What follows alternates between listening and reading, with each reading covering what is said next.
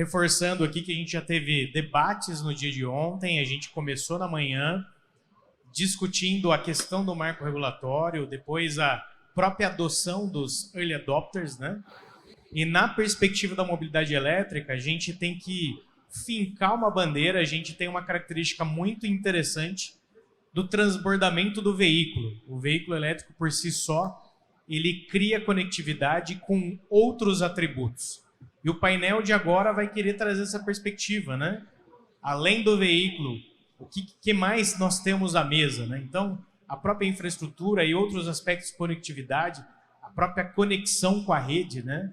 A forma de imaginar o veículo como uma grande bateria sobre rodas, né? Então, o próximo painel ele vai versar sobre isso, né? Trazendo essa perspectiva, o veículo como armazenador de energia com rodas, qual a sua relação e a interface com a descentralização energética. E para empreender esse debate, quero já convidar o Renato, que vai moderar esse painel, né? Bem como aqui os colegas Thiago e Wagner, e também a Jéssica, que vai ter uma participação remota, né? E para já esquentar os tamborins, né? O Renato vai orquestrar aqui essa discussão, da qual já passo para ele. Renato, a bola está contigo. Obrigado, Robson. Obrigado, pessoal, pelo convite. Eu até fico muito feliz pela temática, porque eu sou uns dos que costumam dizer que mobilidade elétrica não é só se movimentar baseado em eletricidade. E toda a discussão que eu participo sobre mobilidade elétrica, eu trago esse assunto, que o carro, o veículo, vamos chamar de veículo, que a gente vai ser muito mais abrangente do que carro aqui hoje, ele é não só uma forma de se mover, mas um backup. E hoje a gente fala de carregador, o pessoal falando no painel anterior aqui, falando sobre andar com o carregador do carro no bolso. A gente passou por isso com celulares, a gente passou por isso com vários mobiles que a gente utiliza, de andar com carregador, ainda anda hoje, mas hoje a gente tem uma funcionalidade do Power Bank. E aí, é nessa linha que eu quero trazer de olhar para o futuro. E o legal é que hoje comigo aqui, 3 pessoas que estão diretamente vinculadas com pesquisa e desenvolvimento. Porque quando a gente fala de V2G, a gente ainda tem muita incerteza, ainda tem muitas perguntas a serem respondidas, e por isso que eu acho que faz muito sentido esse corpo de pesquisadores. Então, agradecer o convite de todo mundo que está aqui comigo, agradecer a Jéssica, que está lá remotamente conosco, mas Obrigada. Eu queria abrir um pouquinho aqui a conversa, para cada um falar um pouquinho da sua visão, o seu entendimento, e depois eu puxo algumas perguntas. Thiago, está ao meu lado aqui, vou começar contigo, por favor. Certo. Bem, primeiramente, obrigado pelo convite, por estar participando desse evento. Hoje estou aqui representando a Celesc Distribuição, a distribuidora de energia aqui de Santa Catarina, trazer um pouquinho dessa visão, né, da distribuidora com relação a isso. Acho que num primeiro momento, quando se começou a falar sobre mobilidade elétrica, e sempre que a gente fala, né, aumento de carga no sistema, sempre se surge aquela preocupação, né? Será que a nossa rede elétrica está preparada para receber isso? Será que a distribuidora não vai ser uma inibidora dessa solução? Né? Ou, em outras palavras, será que a gente não vai atrapalhar o crescimento dessa solução? E por isso que, em meados de 2015, talvez um pouco antes desse boom que a gente está vendo agora, nós já nos antecipamos e começamos os nossos estudos acerca da tecnologia de mobilidade elétrica. E nada melhor do que para você aprender com a metodologia do Aprenda a Fazer Fazendo, né? Então, instalamos aí eletropostos um corredor elétrico na região norte de Santa Catarina, ligando Florianópolis, Joinville e Blumenau, né, o que a gente chamou aí de eletropostos 1, para estudar realmente o impacto que isso ia causar na nossa rede. E aprendemos muito e também nos orgulhamos de poder ter ensinado um pouco também, né? E hoje nós vemos a Celesc não mais como uma inibidora, mas como uma grande incentivadora da mobilidade elétrica no país, né? Então, hoje aqui eu represento a distribuidora nesse processo, trazer um pouquinho, não sou especialista em carros propriamente dito, tento discutir um pouco com relação à parte energia, né, fornecimento de energia, e contribuir com a parte aí que a gente entende com relação ao armazenamento. Então, a minha visão aí é que eu venho para contribuir nesse sentido, e aí a gente vai ficar aí à disposição para poder debater o tema. Legal, Thiago, obrigado. Eu acho que é importantíssimo nessa conversa, quando a gente fala de Vehicle to Grid, vamos abreviar aqui já para V2G, a distribuidora. A gente já conversou com geradoras, já conversou com diversos players da rede energética, mas a distribuidora é a que vai estar na ponta, a distribuidora é que vai ter que se preparar para essa conectividade com veículos, tanto para carregar os veículos, disponibilizar energia nas regiões, mas também com essa ideia de receber a energia dos veículos em algum momento. A distribuidora tem que estar preparada para isso. Então é importantíssimo o Thiago aqui com a gente, trazendo essa visão da Celesc, da distribuidora, e como que se pensa para isso para o futuro. Eu vou passar a bola para o Wagner aqui do meu lado. O Wagner está representando o IFSUL. Wagner, por favor. Bom dia. Em primeiro lugar, gostaria de agradecer o convite, né, de participar de um evento de grande importância para o tema mobilidade elétrica no nosso país, né, principalmente fazendo essa integração entre diversos agentes, né, que estão hoje participando desse modal, né, de mobilidade elétrica para o seu desenvolvimento, e nada mais importante, né, do que tudo que está sendo falado aqui é a gente ver as perspectivas futuras, mesmo que diversos painéis aqui tenham abordado as dificuldades que temos atualmente para, primeiro, conseguir implementar essa transição de frotas, né, para o nosso país, mas isso não nos impede de já ter um olhar um pouco mais à frente para que vermos todas as possibilidades, né, e perspectivas que os veículos elétricos eles podem nos proporcionar. Nesse sentido, então, né, eu sou professor do Instituto Federal Sul-Rio Grandense, Campos Pelotas, e participo como pesquisador externo do grupo de pesquisa do Centro de Excelência em Energia e Sistemas de Potência da Universidade Federal de Santa Maria, onde atualmente estamos com um projeto da chamada 22, né, com a Copel e SEI Biogás, em que estamos desenvolvendo um framework multiatributo, em que, além de agrupar vários players deste modal, que seriam, então, distribuidora, usuários, integradores, né, como a gente já viu aqui alguns exemplos, como Voltbras e EasyVolt.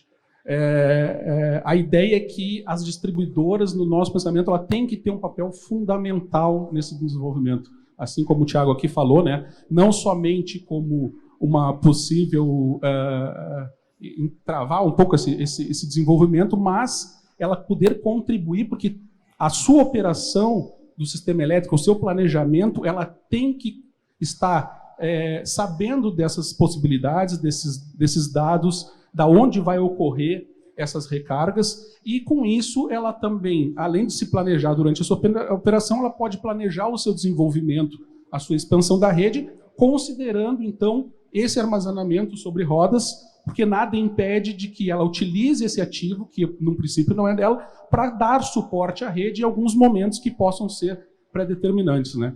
Então, nós estamos hoje lá empenhados, né, em desenvolver algumas metodologias, inclusive já com um carregador V2G que nós possuímos, já fizemos testes com um Nissan Leaf que nós temos, onde já conseguimos descarregar para a rede parte dessa energia, de acordo com alguns comandos que se necessitem, né?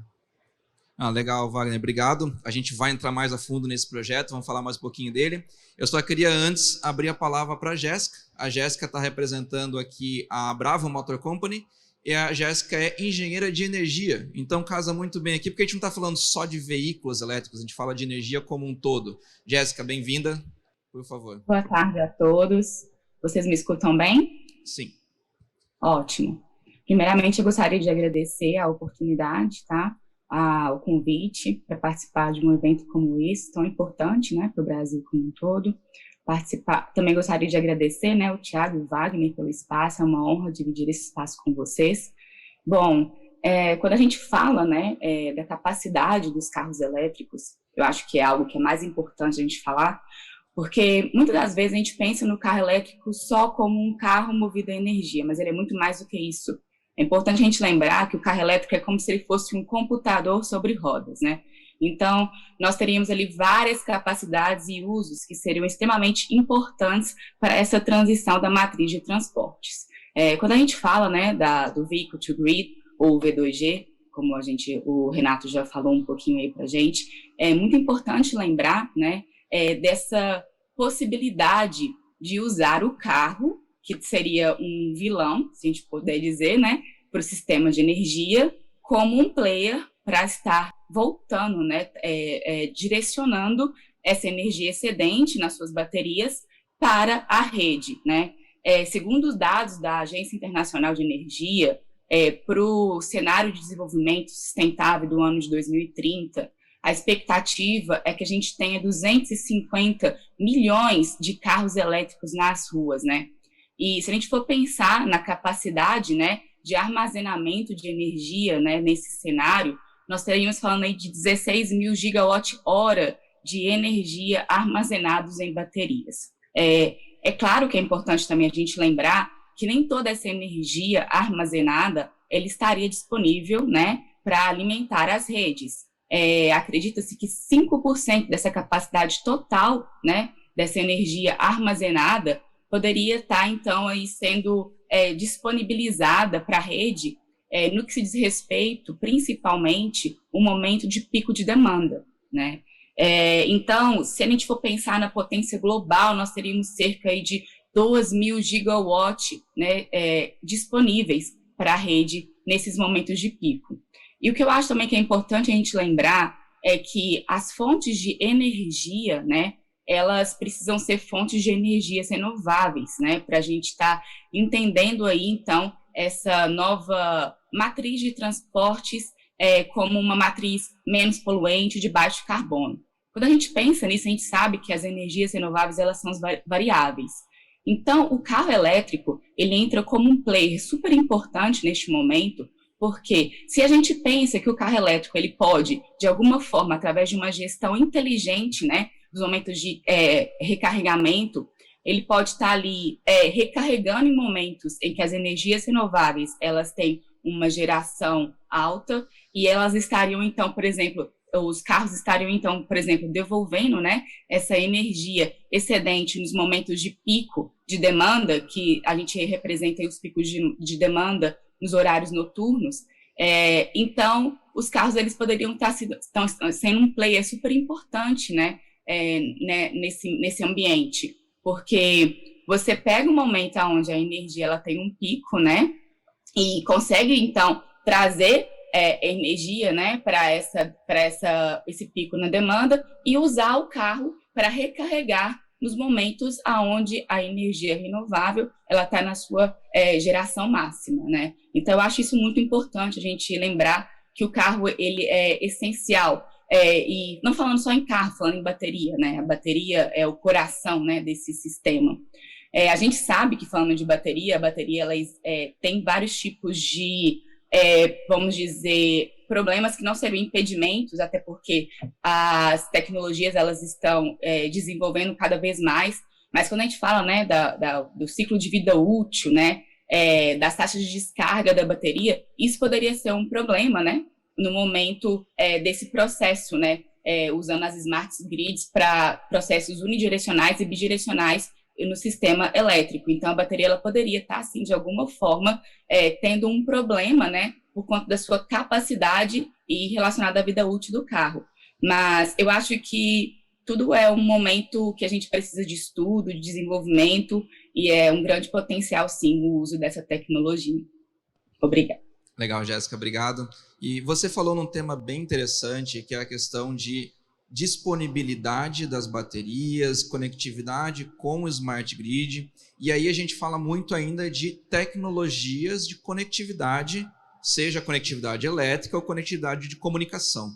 E aí eu vou devolver para o Wagner aqui com uma pergunta. O Wagner está ativamente trabalhando em projetos de P&D vinculados ao V2G, e aí a pergunta é bem fácil de perguntar, mas difícil de responder. O que você vê hoje de limitações tecnológicas para fazer com que o V2G seja uma realidade e que isso possa deixar de ser um projeto de pesquisa e virar um produto de mercado, um benchmark do lado tecnológico? Realmente como você falou, uma pergunta, né, um pouco difícil, mas a gente já consegue lá, de acordo com os projetos, enxergar alguns gargalos, né? Claro que no mundo acadêmico, na parte de pesquisa, a gente tem que trabalhar num primeiro momento, né, não limitando tanto essas condições, né? Porém, num segundo momento, a gente já começa a ver como essa aplicabilidade pode ocorrer. Bom, em termos de dificuldades, né, obviamente a questão regulatória, né, a gente tem que avançar nesse sentido, uma vez que hoje a gente temos a necessidade, única e exclusivamente, quando vai instalar um carregador, de informar a distribuidora, né, e aí ter, num primeiro momento, somente a questão da avaliação da sua capacidade de fornecimento, do padrão de entrada, né, do impacto que pode trazer como carga para o sistema. Porém, a visão, no momento que as distribuidoras enxergarem que é uma possibilidade de utilizar, como eu tinha dito antes, esse ativo, que não é seu, mas para benefício da rede, nós vamos ter que ter uma rede um pouco mais preparada, né, para que possa absorver e operar esse sistema de forma de manter a confiabilidade do sistema e que ela consiga se programar e se planejar para postergar os investimentos na rede, né? Hoje, no nosso caso, lá nós temos esse carregador V2G, que a gente faz testes, obviamente pela questão de custos, né? A gente tem uma certa limitação, é um carregador wallbox ali de 7 kW, né? Mas nós pensarmos numa escala maior, né? Ontem aqui eu vi o pessoal da Movida mesmo já falando da questão da sua frota, né? A revista Fortune mesmo diz lá que 95% dos veículos eles ficam 95% parado, né? Na sua utilização. Então, imaginarmos então de uma grande frota de veículos de locação, os quais podem estar grande parte do tempo lá parado, aguardando a sua locação. Se for possível e as distribuidoras enxergarem que existe a possibilidade de fazer contratos flexíveis, né, de fornecimento de energia para a rede, os próprios locais aonde ficariam esses estacionamentos poderiam já ser planejados de acordo com o planejamento da distribuidora, né, em termos de locação, né? A Jéssica falou muito bem na questão da necessidade de nós programarmos o carregamento, principalmente quando a gente tem excesso de geração fotovoltaica em algumas redes, né, ou de geração eólica, e também a gente poder utilizar essa energia no seu momento de ociosidade, né, dentro de um cenário em que a distribuidora necessite. Então, existem muitos entraves, eu acredito, ainda, não por uma questão de tecnologia existente para fazer isso, mas de preparação regulamentar das distribuidoras em termos de, primeiro, enxergar isso como um grande possível modelo de negócio que ela pode estar proporcionando, visto que as distribuidoras, no nosso ponto de vista da universidade, ela não vai poder mais ficar única e restritamente no seu serviço de distribuição de energia, ela vai ter que avançar, né, em novos negócios, né, e nisso a gente tem uma boa experiência com a Copel, né? A Copel é uma distribuidora que dá exemplo nesse sentido. Então, em termos de tecnologia, nós temos já tecnologias importadas, ainda caras, mas que é possível fornecer esse tipo de serviço, né? Então, teríamos que, acho que o primeiro passo é as distribuidoras, então, nos mostrarem como enxergam essa possibilidade e, no segundo momento, a gente passar para a regulamentação desse setor. Legal, Wagner. É a clássica frase que vai soar clichê, mas dizer que o futuro é agora. Quando a gente fala que o futuro é agora, o que eu quero dizer com isso? A gente precisa pesquisar e desenvolver essas necessidades do futuro agora. E nessa linha de pensamento eu quero trazer ao papo para o Thiago, para ele me mostrar e nos mostrar um pouquinho de como é que a Celesc está investindo, já vem investindo nisso, como ele falou, em projetos de P&D, e também mostrar que existe, obviamente, muito preparo, mas que isso está sendo conduzido, está sendo levado. Então, Thiago, eu queria que você falasse um pouquinho sobre os projetos de P&D que a Celesc já tem hoje. A gente estava comentando ali nos bastidores, eu falei, você prepara que vem essa pergunta, o que a Celesc está vendo para o futuro de chamadas de P&D focadas em mobilidade elétrica, porque a gente sabe que a distribuidora ela vai ser amiga do consumidor e do carro conectado, fazendo esses projetos e esses incentivos ao desenvolvimento do conceito. Certo. Mas eu vou, então, para responder a pergunta, eu vou pegar um gancho aí do que vinha sendo comentado, né, a respeito das questões, né, de impeditivos, por exemplo, né? Eu concordo, né, que a regulamentação ela precisa sair, só que a regulamentação ela vem para, como o nome diz, né, regulamentar alguma coisa que está acontecendo, né? Então, enquanto a coisa não acontecer, de fato, não vai ter uma uma lei, né, para regulamentar aquilo. Então, eu não vejo a regulamentação como um problema nesse momento. Uma das questões que eu vejo como grande, talvez, empecilho para isso, é o próprio usuário do veículo que tenta preservar ao máximo a vida útil da bateria dele, né? O usuário não quer que a distribuidora explore a bateria dele de alguma forma, a não ser que ele venha a ser remunerado por isso, né?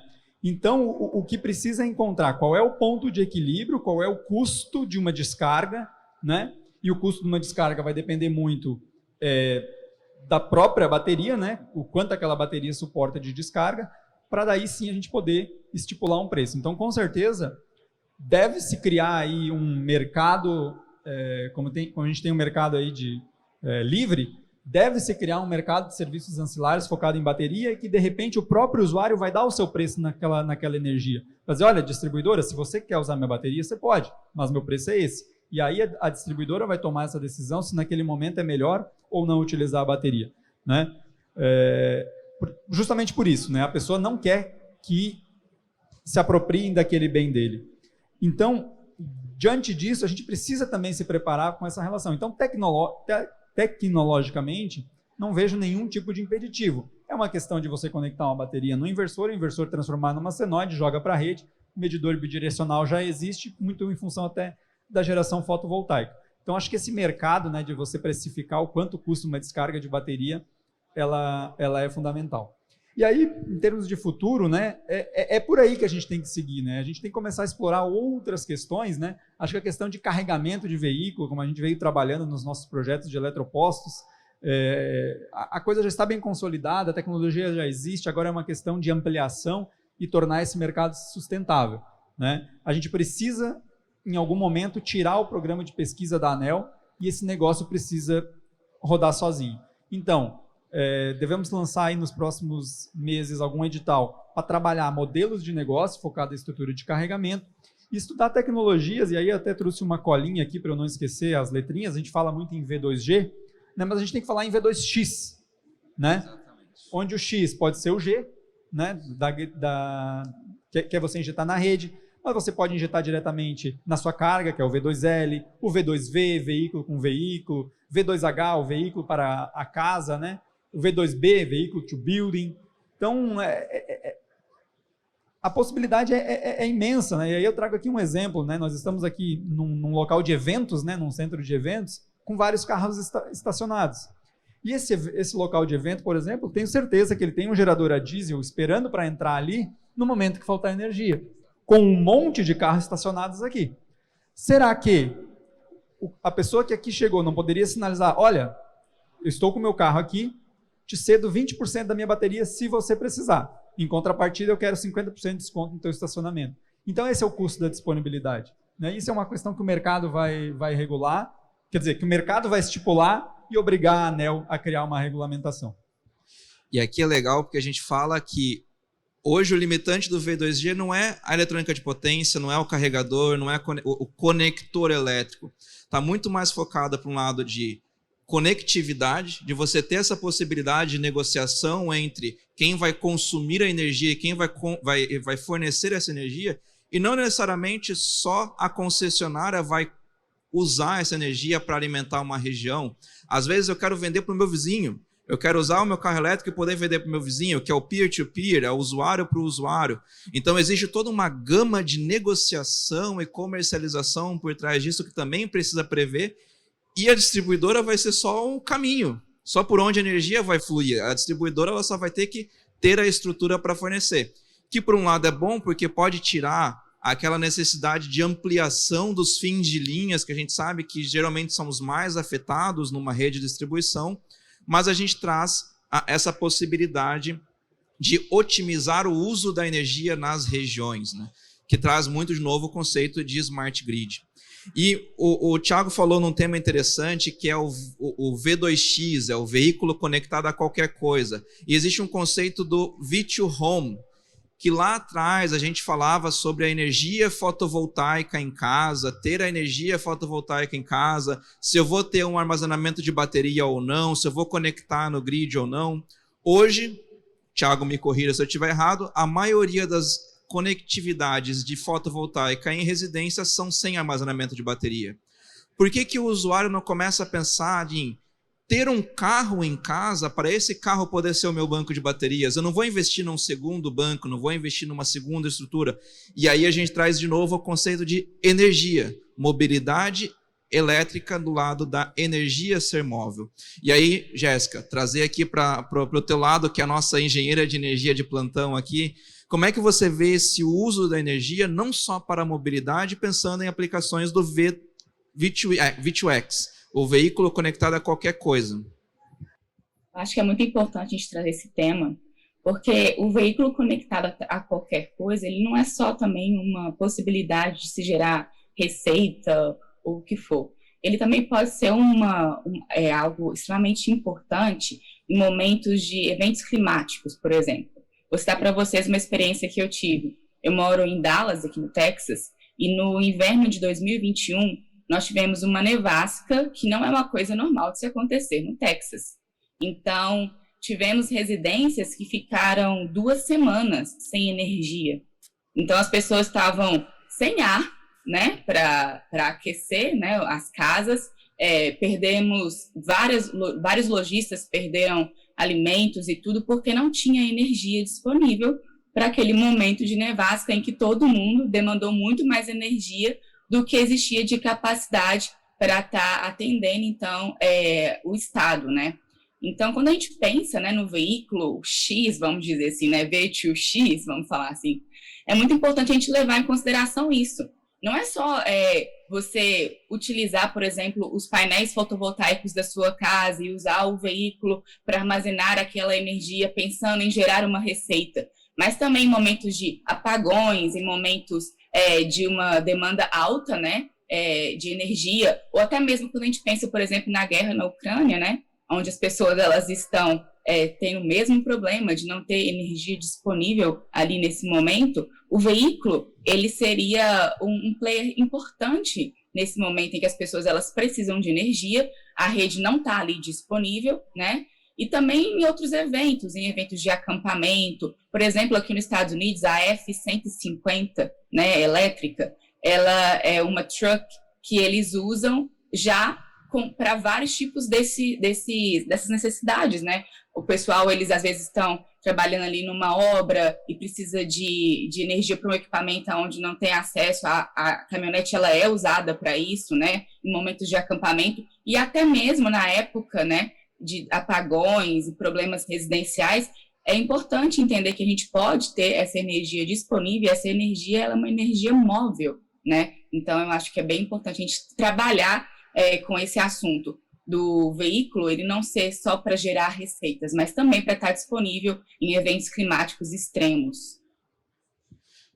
Falando em eventos climáticos, a gente não precisa nem ir tão longe quanto o Texas ou guerra da Ucrânia, a gente pode falar aqui da região, Santa Catarina, Florianópolis.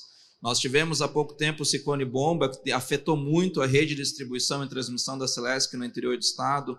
Nós tivemos no Amapá problemas com apagão, e há muitos anos aqui em Floripa sofria com problemas em Canasvieiras no verão, quando você tinha uma demanda muito grande de energia.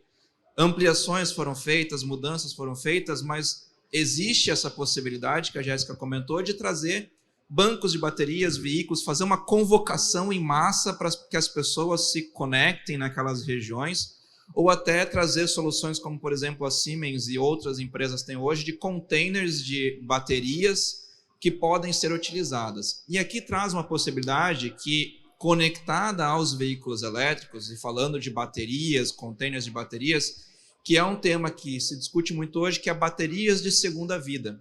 Utilizar as baterias de segunda vida de veículos elétricos que já não conseguem mais entregar a autonomia dos veículos, não conseguem mais ser utilizadas para a mobilidade de pessoas, mas serem recicladas e reaproveitadas no uso nesses casos de eventos climáticos. E agora eu não vou direcionar a pergunta para ninguém, eu deixo aberto.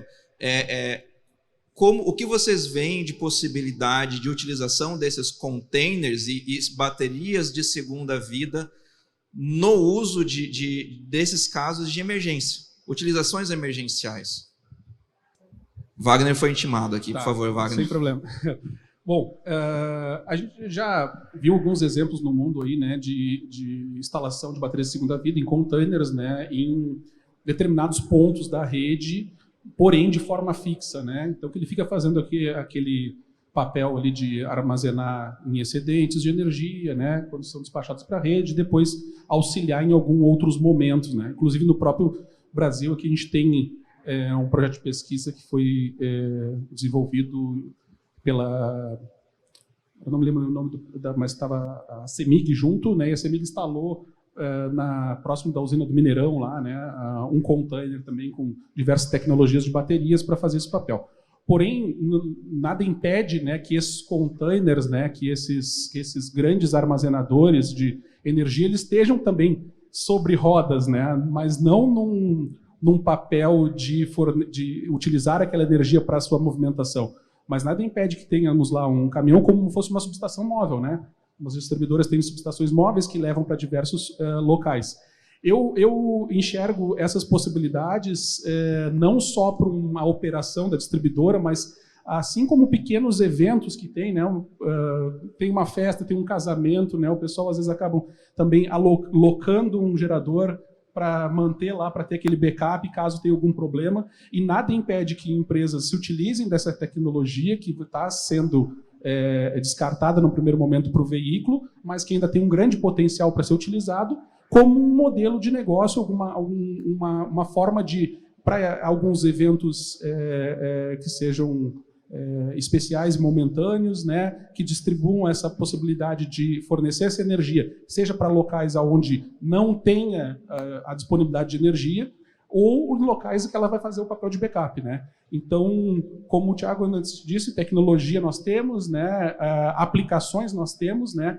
Basta desmistificar muito essa questão de mas a bateria é cara, mas eu vou desgastar a bateria, né? O próprio V2G, a gente está vendo aqui um monte de discussões nos painéis, primeiro pelo ponto de vista de carregar o veículo, né? O que eu preciso, se eu usar o carregador rápido eu vou ter problema de desgaste na bateria, né?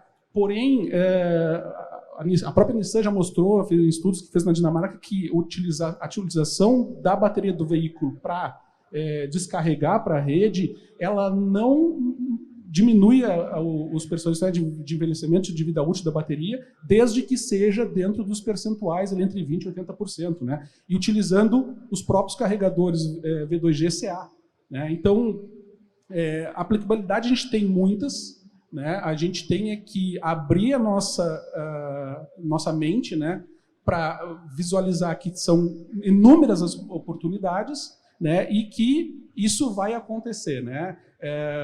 Trazendo o tema, como você falou ali antes, do veículo para a rede, né? Nós tínhamos um outro projeto de pesquisa com a Copel, em que a gente trabalhava o gerenciamento de energia residencial, em que no primeiro momento se utilizava lá controle das cargas, inversor híbrido e banco de baterias, né? Então fizemos lá um desenvolvimento de um trabalho em que a gente ficava transacionando essa energia ao longo do dia na residência e setado alguns parâmetros lá que eu gostaria, olha, que no final do dia eu tivesse tanto de bateria e que um percentual dela sempre ficasse lá para um backup numa situação de emergência. E aí no desenvolvimento desse trabalho foi muito legal, porque veio bem essa situação, como você falou, de por que eu vou ter um segundo armazenamento, né? Por que eu vou ter um armazenamento lá estático, se eu posso ter o meu armazenamento móvel? Por que não utilizar o veículo para isso, né? Então, nós acabamos desenvolvendo diversos cenários lá onde o veículo poderia complementar esse armazenamento já existente, ele poderia ser o único armazenamento, né? E aí conseguimos, através desse carregador, tem lá fazer essa programação dele ficar transacionando essa energia, né? Como no caso da médica que estava antes aqui, dizendo que da Unicamp e tal, que passa lá o dia, o carro pode ficar lá transacionando energia, né? Então, eu acabei, no final, agora fugindo um pouco do tema aqui, que era as baterias de segunda vida, mas é que a gente vê tantas possibilidades, né? E esse é um local, é um momento que a gente pode debater todos eles, né? Então, é bem interessante. Bem, só falando da questão, talvez mais ambiental, né? Existe, obviamente, tecnologia já de reciclagem de bateria e tal, né? Mas com inserção em massa, isso precisa ganhar escala, precisa ganhar preço, perder preço, né? Diminuir preço e tal. E a bateria de segunda vida, ela é muito importante nesse processo, porque a gente deixa esse problema um pouco mais lá para frente, né? E a nível de maturidade tecnológica, lá na frente vai estar possibilitando, deixando de ser um problema. Então, você dá uma sobrevida, né, e ganhar aí 5, 6 anos, deixar esse problema para daqui a 5, 6 anos, é fundamental. E a bateria de segunda vida, ela vem a ajudar muito, né? Principalmente em aplicações estacionárias de banco de baterias, no nosso próprio projeto da Celesc, que a gente acabou fazendo alguns testes com relação a isso. Antes de abrir lá para a Jéssica poder contribuir também, uma contribuição minha, nessa linha de jogar o problema para frente, a gente traz a visão do que é o modelo de negócio hoje que a gente tem com o veículo. Poxa, eu compro o meu veículo já pensando em vendê-lo lá na frente. Eu não vou ficar com ele para o resto da vida. O veículo elétrico ele já está um pouquinho diferente. A gente já pensa na vida útil, no quanto tempo vou ter autonomia viva dele e tal. Mas para quem que eu vou revender esse veículo depois? O que eu vou fazer com esse veículo depois? A gente vê fotos que o pessoal coloca na internet de parques e estacionamentos com vários carros elétricos empoeirados, largados. Por que não gerar este negócio, gerar essa rotatividade de trazer a segunda vida de bateria para a jogada e poder não reduzir o custo do veículo elétrico, mas mostrar para quem está investindo no veículo agora que lá no futuro ele tem um destino. Lá no futuro ele vai ter uma saída de para onde levar o investimento que ele fez no veículo hoje. Jéssica, por favor, fique à vontade para contribuir também. Claro. Eu acho legal a gente falar, né? Eu escutei aí a fala do Wagner, ele falando sobre as baterias estacionárias, que elas poderiam estar sobre rodas, um container sobre roda, né? Eu faço alguns projetos com a Bravo Motor Company Brasil, e entre uns projetos deles existe exatamente o projeto WetTruck, que é um container sobre rodas. E a ideia é que esse container, esse caminhão, né, ele se desloque de forma que ele possa, né, ser carregado em locais onde existem as fontes de energias renováveis, e quando ele volta com essa, vamos dizer, energia limpa e disponibiliza ela para um local, para a rede, para recarga de carros. Então, assim, quando a gente pensa nesse sistema, né, como um todo, a gente entende que existem vários tipos de usos, né? E como o Thiago e o Wagner eles disseram, a tecnologia existe, o que nos falta agora é incentivos, né? Incentivos em relação ao custo, a como que nós vamos nos preparar para usar essa bateria, e esses carros e esse novo modal de transporte. Muito legal também quando a gente pensa, né, nessa economia, né, sustentável, né, quando a gente fala, olha, a gente tem uma bateria aqui que depois ela pode ter sido, né, ser usada e daqui a 5, 6 anos a tecnologia para reciclagem dessa bateria ela vai estar bem mais desenvolvida, ou seja, a gente tem algo completamente diferente da visão, né, da forma com que a gente trabalhava antes com um veículo. Eu vou comprar um veículo por comprar, vou usar esse veículo até ele desgastar, ele vai estar poluindo, e na hora que ele estiver ruim, eu vendo para um que continua usando, que continua poluindo. E agora não, a visão ela muda para uma visão né, de uma economia sustentável, uma economia verde, né, uma baixa emissão de carbono. Então é muito importante a gente perceber essa movimentação, né, dos mercados globais e também, né, do Brasil como um player importante aí nesse meio. E aí a gente precisa também ter uma mudança cultural, a gente precisa que as pessoas entendam as possibilidades, como o próprio Thiago falou, o Thiago e o Wagner comentaram também, eu vou ter o meu carro conectado, eu estou disposto a esvaziar toda a minha bateria, eu estou disposto a fazer toda essa conectividade, eu estou disposto a não ter uma carga em algum momento de emergência. Então eu acho que toda essa questão cultural de uso dessa bateria parada, entre aspas, do veículo, tem que ser tratado, tem que ser levantado, e a gente vai ter muita resistência ainda de pessoas que têm os seus veículos conectados e que não querem ficar sem bateria caso precisem ir para o hospital, caso precisem buscar alguém de emergência em algum lugar, caso precisem numa farmácia. Então a gente tem muito esse conceito, e é a mesma coisa que a gente faz hoje abastecendo nossos combustíveis, né? Nossos carros de combustível. A gente nunca deixa o carro zerado de tanque, a gente sempre deixa uma reserva de emergência. E aqui entra um pouco essa negociação, essa inteligência que precisa ser colocada no grid como um todo. O Wagner, eu sei que pesquisa bastante sobre isso, tem ali até a palavra-chave de multiagentes que podem trabalhar nessa negociação, nessas regras de negócio. Nós também já pesquisamos algumas coisas ali no Instituto Senai de testes e protótipos dessa negociação, mas além dessa oportunidade, tem muita gente, como a gente tem visto no painel todo aqui, que querem ter o veículo elétrico pelo apelo ambiental. Eu não quero poluir, eu não quero emitir poluentes. E eles querem ter garantia também de que a energia que eu estou usando para carregar o meu veículo, que ela seja limpa. A gente vê muito se falar hoje de hidrogênio verde. Como é que eu vou garantir que eu vou gerar hidrogênio para células combustíveis verdes? Então aqui tem toda uma problemática de comprar um veículo elétrico, mas garantir que a matriz energética que vai alimentar o meu veículo também seja verde, também seja ambientalmente correta. Então aqui abrem outros desafios que talvez, novamente, não é tecnológico, mas é muito mais de negócio. Então eu queria ouvir um pouquinho de vocês também, como é que vocês pensam nesse apelo do veículo conectado e o impacto ambiental para manter este veículo conectado? Se eu puder falar... Vai lá, Jéssica, por favor. Ótimo. Quando a gente pensa, né, nesse sistema, como você disse, Renato, acho que o que é mais importante a gente pensar é que existe uma cadeia. Essa cadeia ela tem que ser toda sustentável. Se a gente troca um veículo a combustão por um veículo elétrico e a gente simplesmente carrega esse veículo para uma fonte que não é uma fonte limpa, isso não está sendo sustentável. Então a gente tem que pensar na cadeia, né, como um todo. Quando a gente fala dessa nova forma de utilizar a energia, né, e utilizar essas frotas, algo que eu acho muito legal é a gente pensar não somente em veículos particulares, mas em frotas urbanas. A gente sabe que hoje o Brasil ele tem 4 vezes mais ônibus para transportes públicos do que os Estados Unidos, por um exemplo.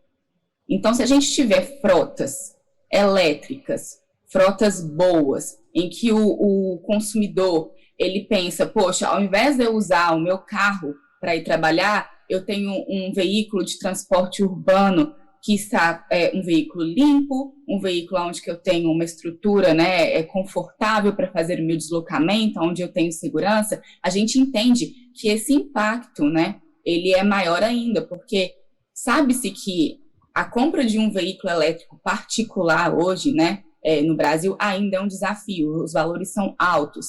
Então, se a gente começa a trabalhar com outras formas, né, de deslocamento, pensando agora em frotas públicas, né, essa realidade ela muda um pouco. A gente tem essa possibilidade de estar usando essas frotas para o deslocamento de pessoa e até mesmo essas frotas depois para estar fornecendo a energia excedente, né, para a rede. Quando você fala, eu tenho um carro, eu tenho receio às vezes de fornecer a energia excedente dele para a rede, porque vá que eu preciso dessa energia, né? Esse momento, se a gente pensa em frotas públicas, a gente reduz um pouco esse, vamos dizer, medo do consumidor, né? Agora, uma outra coisa que é necessário a gente pensar são nos incentivos. Se a gente coloca, né, tarifas, né, a gente pensa no mercado livre de energia, a gente coloca tarifas. Olha, se você recarregar o seu carro, como o Wagner falou, o carro fica 95% do tempo parado. Aonde que ele fica 95% do tempo parado? Num estacionamento da empresa, em alguma área onde a pessoa ela vai para trabalhar, ela deixa o carro ali parado, esperando ele para deslocar o mesmo para sua casa. Se você trabalha com tarifas que incentivam que essas pessoas elas recarreguem esses carros no momento que eles estão parados, que teoricamente seriam momentos onde nós não teríamos esse pico, né, da demanda de energia. E depois a gente entende que parte dessa energia, não total, quando a pessoa está em casa, ok? Ela pode estar ali sendo devolvida, né, para a rede, e isso pode estar gerando uma receita para o consumidor. Nós criamos incentivos. Então, a gente tem sempre que pensar que, ok, existe sim um problema, né, do desgaste da bateria, existe uma preocupação do fornecedor de como que ele vai estar ali deixando o carro dele, o quanto da minha energia que eu vou poder entregar. Mas é claro que tudo isso é uma questão de gestão inteligente, né, do carro, gestão inteligente da energia. Você não coloca toda a energia excedente. Você deixa uma energia ali E no momento, por exemplo, que você vai dormir, você coloca o seu carro para carregar e aí você tem energia para ir trabalhar no outro dia e assim vai. Ou seja, a gente tem que pensar no sistema como completo de maneira inteligente. Essa é a minha visão. Ah, legal. E você pode não só quando vai dormir, mas quando eu vou viajar. Eu fico com o meu carro lá parado 15, 20 dias enquanto eu estou de férias. Por que eu não posso estar ajudando uma região, fornecendo energia, deixo ele estacionado num estacionamento do aeroporto e esse estacionamento estar preparado para gerar energia e ao invés de eu pagar o estacionamento do aeroporto, eu estou ajudando e eventualmente até gerando receita com isso. Então, acho que realmente existe muita oportunidade de modelos de negócio que precisam ser explorados e eu vejo que a tecnologia de comunicação, a inteligência de dados, a conectividade vai ter um papel muito grande nessa relação de uso do veículo conectado ao grid. Eu queria abrir aqui um pouquinho, o Robson já me deu um toque que ele quer fazer uma pergunta, ele disse que está com uma pergunta engatilhada. Robson, fique à vontade, por favor, para participar, não só como nosso host aqui, mas também como contribuinte na discussão. Legal, vou me deslocar de uma forma aqui que fique melhor, né? E também recomendo vivamente aqui, quem quiser fazer outra pergunta, fique à vontade. Primeiro, Renato, direciono, claro, né, para todos do painel, você se inclui, para a Jéssica também, né? E pegando um aspecto que o Thiago já até trouxe, né? Existe um posicionamento que vocês estão trazendo que envolve, claro, mercado, mas também regulatório. E aí eu quero pegar de novo o regulatório e coletar uma visão de vocês, né? Foi dito já até nessa manhã de evento, né?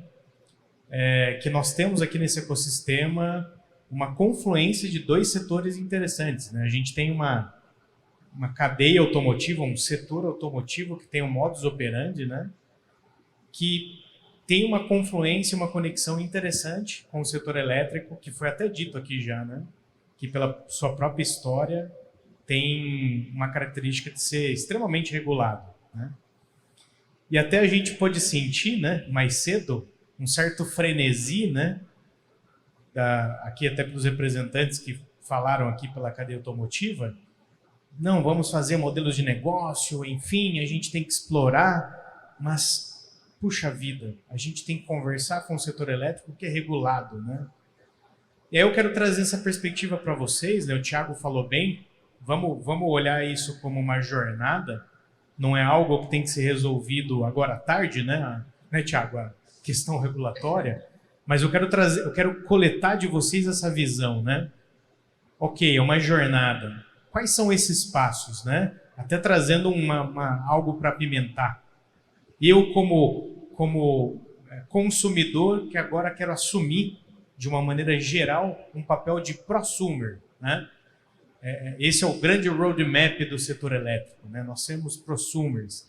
E trazendo o veículo e toda essa confusão, né? Minha pergunta está longa, mas trazendo essa confusão, eu quero coletar de vocês essa visão pessoal.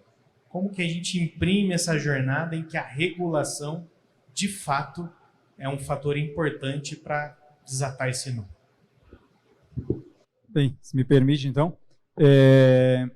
O regulador, né, a gente tem proximidade, contato, né, falando especificamente da ANEEL, com toda certeza eles não estão parados, eles estão acompanhando esse movimento, e a ANEEL também é uma das grandes incentivadoras da mobilidade elétrica no país.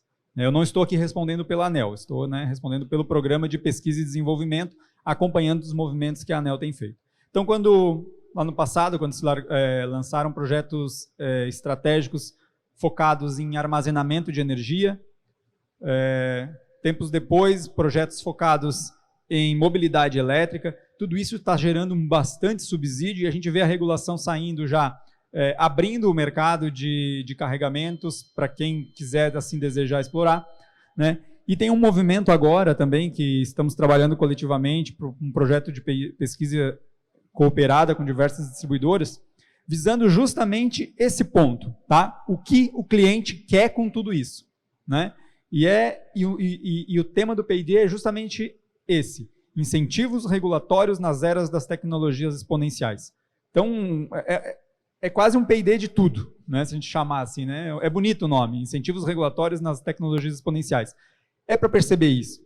Tem fase da pesquisa que vai ser chegar na frente dos consumidores e dizer o que você quer, o que está acontecendo e o que você precisa. Né? Não é o que você quer, é o que você precisa. Então, existe sim um movimento regulatório para incentivar essa questão. Trago aqui um outro exemplo, né, que é uma coisa que já acontece, que é simples e ainda não está muito difundida, que é a tarifa branca, que é uma tarifa de posto horário em que a energia é mais barata antes das 5 horas da tarde e depois das 10 da noite, e mais cara entre 6h30 e 9h30, no caso específico aqui da Celesc. O veículo, por exemplo, poderia ser um aliado do cliente nesse processo de você pegar uma energia mais barata de madrugada e usar essa energia durante o horário de ponta e pagar menos. Então, tá aí, isso já é um incentivo financeiro. Vai pagar muito? É pouco? Não sei, depende o que eu falo. Qual é o custo da bateria? Né? Talvez esse seja o grande problema. Então, temos pesquisa também focada ali, ontem no evento lá do MobSul, a gente falou de tecnologia de bateria focada, por exemplo, em titanato, lítio-titanato com altíssima vida útil, altíssimos ciclos, né? Vários e vários ciclos podem ser feitos na bateria. Então, o regulatório vai ser uma consequência de tudo isso. E a ANEEL, com certeza, ela está se mobilizando e nós, as distribuidoras, fazendo todos os esforços para contribuir nesse processo. Como você falou, o regulatório ele regula aquilo que está acontecendo. Então, precisa acontecer, a gente precisa ter os primeiros, os early adopters, igual a gente estava falando aqui antes, para garantir que a gente tenha o público, que a gente tenha o consumo e os prosumers, como o próprio o Robson colocou aqui na fala dele, de pessoas que estejam interessadas, que queiram fazer isso e que queiram incentivar. Eu quero mudar um pouquinho aqui o olhar da discussão, que a gente falou muito em vários momentos da distribuidora como sendo um possível gargalo, um possível impeditivo. Mas eu também vejo que a própria distribuidora pode se beneficiar do uso desses veículos. A gente fala muito hoje ainda dos DEC, FECs, os indicadores de continuidade de alimentação, que a ANEEL fica muito em cima das distribuidoras para isso. E eu volto para o Thiago aqui na pergunta, como que a Celesc vê hoje de se beneficiar do uso dos veículos gerando energia e podendo entregar energia para o grid? Bem, talvez a palavra principal seja justamente na questão gestão pelo lado da demanda. Né? A gente poder trabalhar os veículos para algum tipo de controle de demanda, como foi exemplificado, né? A região norte de Florianópolis, às vezes passa todo o sistema elétrico da região norte de Florianópolis, ele é projetado para atender 1 hora do ano. Não precisa mais daquilo naquela 1 hora. É naquela 1 hora o problema. Né? E existe um sistema para atender aquela 1 hora. Precisa de um sistema para atender aquela 1 hora? Né? Então, são investimentos. A gente investe, todo investimento de uma distribuidora retorna como tarifa. Ou seja, o cliente acaba pagando por esse sistema que está lá. Né? E, de repente, uma região hoje, que é uma região de padrões econômicos altos, até dos moradores, de repente, daquela região, tal e tal, né? Os carros elétricos começam a ser uma realidade lá. Então, por que, de repente, não trabalhar em conjunto com essas pessoas para, ao invés de nós alugarmos geradores para colocar lá, a gente alugar os carros de quem lá está? Né? Trabalhar numa parceria desse sentido. Então, os veículos é isso. Se eles têm energia dentro deles, eles podem ser utilizados no momento da falta da energia. É simples assim. E se você evita uma falta de energia, você reduz DEC, você reduz FEC, e melhora os indicadores, e o armazenamento ele é um aliado também nessa parte, para até mesmo aliviar um carregamento, né, e tudo mais. Legal, obrigado. E eu trago aqui uma outra, abrindo o leque mais ainda, e essa eu vou direcionar para a Jéssica, que a gente fala de energia de forma geral, voltando àquele tema de energia verde, meio ambiente. Hoje a gente tem uma outra tecnologia que corre em paralelo aqui, ainda olhando para o futuro, que é o hidrogênio verde. É a utilização de células combustíveis para gerar energia para os veículos de portes diferenciados. E quando a gente fala hoje do veículo V2G, no conceito que ele é hoje, não é uma geração de energia, é um armazenamento de energia. Só que os veículos que rodam na célula de combustível, que tem o hidrogênio verde, eles podem ser considerados como mini usinas. E a gente volta a falar de geração distribuídas. Então, eu queria ver se Bravo ou você conhece alguma iniciativa que fala desse uso do veículo elétrico como uma mini usina de energia conectada ao grid, não só um armazenador de energia. Bom, respondendo então aqui pela Bravo, tá? Eu conheço e eu sei que eles não tem o interesse de desenvolver tecnologias usando hidrogênio verde, tá? A Bravo, ela é uma empresa que tem a previsão de abrir, né, em Minas Gerais, uma Gigafactory com baterias de lítio. Eu já escutei várias vezes, já participei de algumas reuniões também, em que eles entendem que a tecnologia de hidrogênio verde, a eficiência ainda é muito baixa, tá? Então, como a gente sabe que lá no começo, quando a gente falava de bateria de lítio, né, as baterias de lítio, elas ainda não se enxergavam, né, a densidade energética, né, o potencial dessa tecnologia, e essa tecnologia ela foi se desenvolvendo, e hoje em dia a gente entende, né, as baterias de lítio como um player super importante quando a gente pensa em armazenar energias, né? Mas o que a gente diz especificamente de hidrogênio verde, a empresa em si, ela não acredita muito na eficiência energética dessa tecnologia neste momento. Então, o hidrogênio verde ele poderia ser utilizado, às vezes, para essa geração de energia em estações, né? Em locais onde o carro poderia ser, por exemplo, recarregado, mas como tecnologia para a mobilidade, acredita-se ainda que a eficiência é muito baixa, né? Então, a gente entende que a bateria, né, as baterias de lítio, existem também o uso, às vezes, de lítio com propriedades químicas utilizando o nióbio, por exemplo, para aumentar a capacidade de carregamento, né, mais rápido desses carros.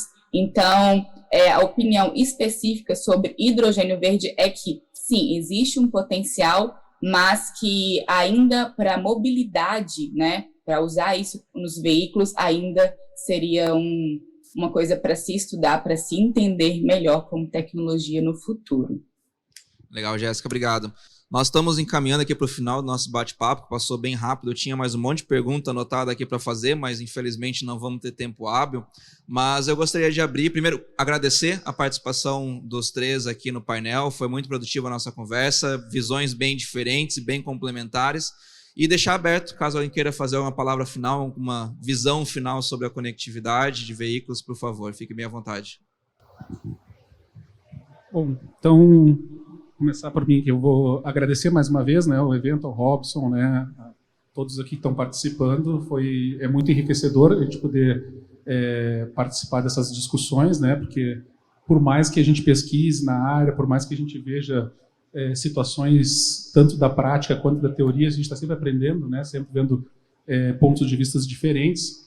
Né. Eu, assim como toda a nossa equipe lá, né, coordenada pela professora Luciane Canha, somos muito entusiastas, né, nessa questão da conectividade dos veículos.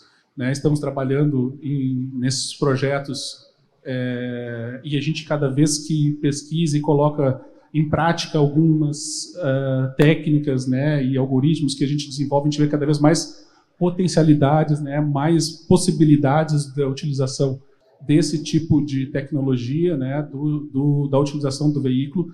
Acredito que, num futuro não tão distante, os usuários de veículo elétrico vão entender que, como a Jéssica tinha dito, né, é um computador, ele não é somente um veículo, né, assim como nós entendemos que os smartphones, os telefones não são mais só uma tecnologia para fazer ligação, né? Aliás, o que a gente menos faz é ligação com ele, né? A gente utiliza para várias outras coisas. Então, no momento em que nós conseguirmos desmistificar essa questão dos possíveis problemas que o veículo elétrico pode oferecer, né? Que quem tem ou quem já pesquisa na área vê que não são grandes problemas, são pequenos problemas perto de grandes problemas que os veículos a combustão nos oferecem, né? E enxergar as diversas possibilidades, como compartilhamento do veículo, compartilhamento da bateria, né? Ou todo outro potencial que ele pode te oferecer, a gente entende que já é uma realidade que não tem como voltar atrás, não vai mudar, né? É só uma questão mesmo agora de mudança um pouco de cultura e de como enxergar as coisas. E por isso que eventos como esse são extremamente importantes, né, para que nós, como academia, consigamos também mostrar para a sociedade tudo que está se pensando, né, e também para que os outros players desse tema também consiga mostrar as suas angústias, né, e as suas perspectivas. Isso faz uma grande diferença para a mudança de mentalidade, né, dos novos usuários de veículos elétricos.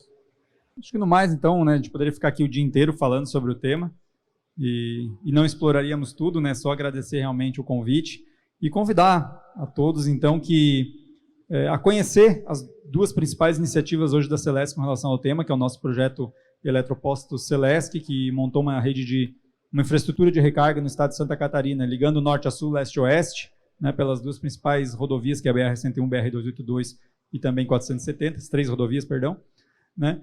E convidar vocês a conhecer esse projeto e uma segunda iniciativa também, em parceria com o Instituto Federal de Santa Catarina. Deixa eu dar os créditos também do projeto Eletroposto, né, em parceria com a Fundação CERT, e o do projeto Eletroposto, em parceria com o Instituto Federal de Santa Catarina, que está tratando de conversão de veículos, que talvez é um ponto intermediário, né, onde a gente sair do veículo a combustão para elétrico, a gente vai ter que dar um destino nesses veículos a combustão. E talvez o veículo a combustão de segunda vida seja o veículo a combustão convertido, né? Então a gente vai precisar ter que dar uma segunda vida para esses veículos a combustão, e a gente já está trabalhando isso em parceria com o IFSC. Então agradecer o convite e a gente coloca a Celesc à disposição de quem precisar para a gente tratar o tema.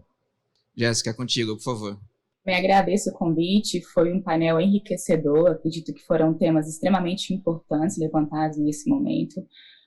Também dizer que saber que eventos como esses, eles estão acontecendo para fomentar, né, a mobilidade elétrica no Brasil é algo extremamente importante. Então, de maneira geral, parabenizar, agradecer a oportunidade, e é isso. Muito obrigada.